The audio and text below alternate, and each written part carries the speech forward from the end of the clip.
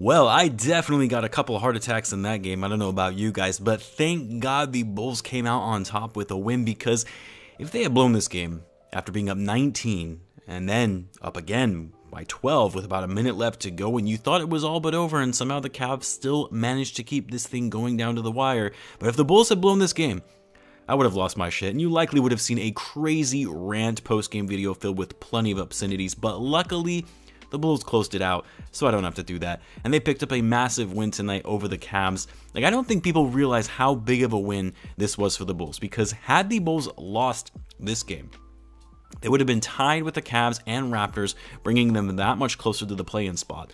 They would have lost their tiebreaker to the Cavs should they finish the season tied. The Cavs would get the higher seed as a result, and it would have been another demoralizing loss on the road when they have a bunch of road games still ahead of them. So winning this game was incredibly key, because the Bulls now created more separation between them and the Cavs in the standings. They're now 2 games ahead of the Cavs. The Cavs actually fell to 7th in the East with this loss, and with the Raptors winning, the Bulls still remain a game ahead of the Raptors, who have now moved up to the 6th spot in the East. It's still a tight race, and with 8 games left in the schedule, those remaining spots in the East are still up for grabs.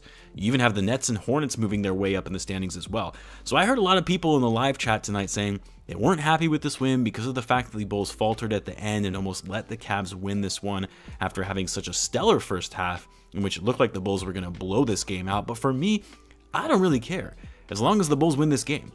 Did it get a little sloppy at the end? Yeah.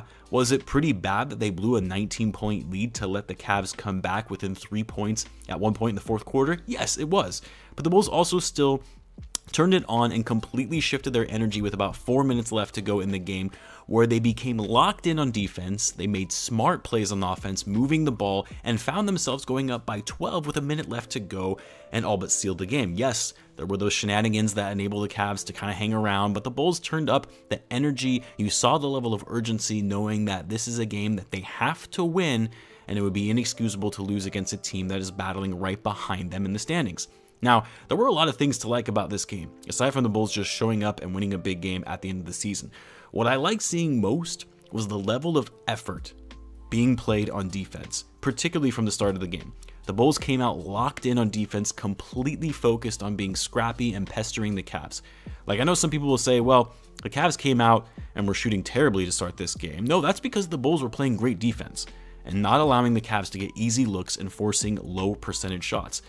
Cavs were also just chucking up a lot of threes because they couldn't penetrate the paint. And the Cavs were abysmal from deep tonight. I believe they started out the game 1 for 13 and finished the game 7 for 31.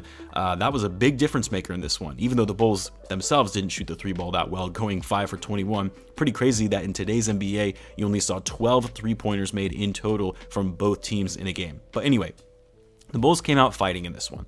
They were focused. They were taking care of the ball, they were moving the ball well, players were cutting the basket, guys were vocal on the court, and they were making smart plays and taking good shots.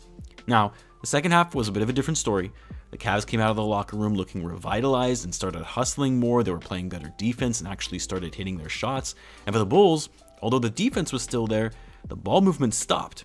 And you saw Lavine and DeRozan and that ISO ball taking over, which worked sometimes, but it also caused a lot of one-and-done possessions, which enabled the Cavs to get back into the game.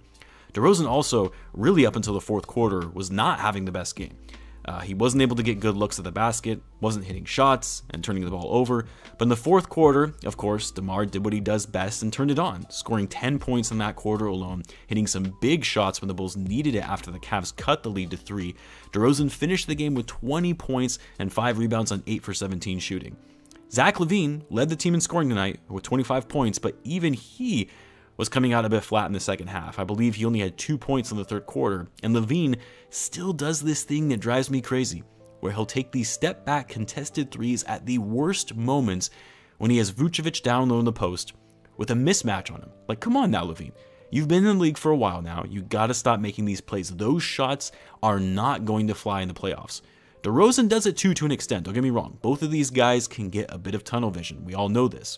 But the difference between DeRozan and Lavine is that DeMar generally takes higher percentage shots and more often than not executes in the clutch. Vucevic had a strong game in this one as well, really in the first half, I should say. He was pretty MIA in the second.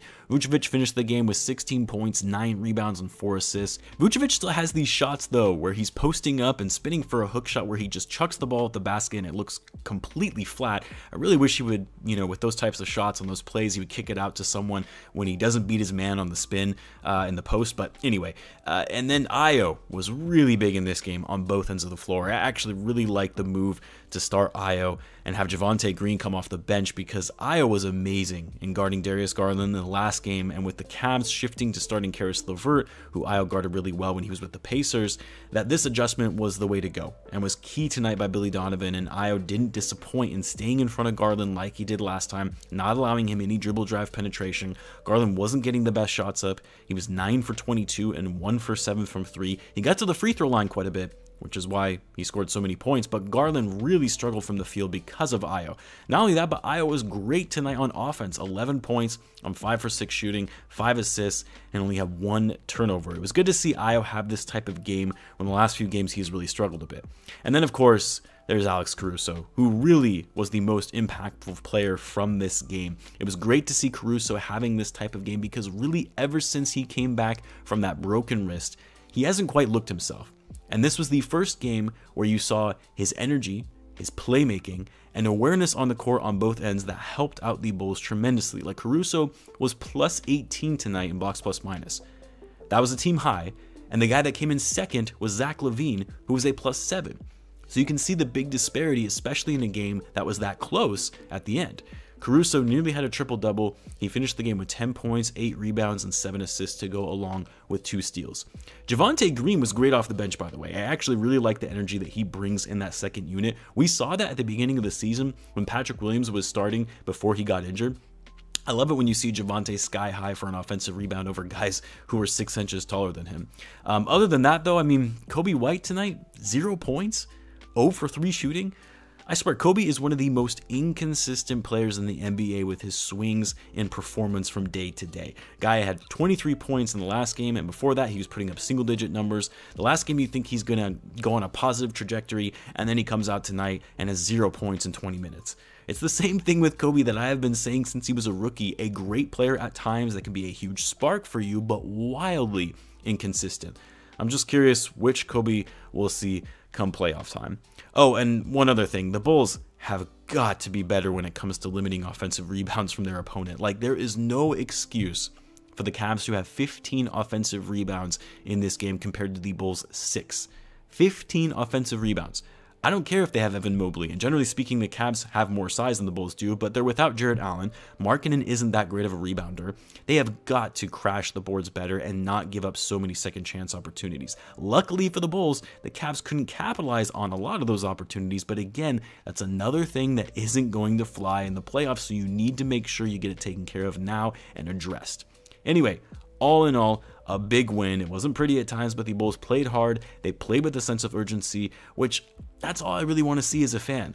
Play like you want it more than the other team, and we really haven't been seeing that from the Bulls since the All-Star break. Anyway, guys, hope you all enjoy your Saturday night. I'll likely take tomorrow off, but we'll have my weekly preview video out on Monday morning. Until then, guys, as always, be sure to subscribe if you're a Bulls fan, as I do post daily Bulls content. Thanks again for tuning in, guys, and I will catch you in the next one.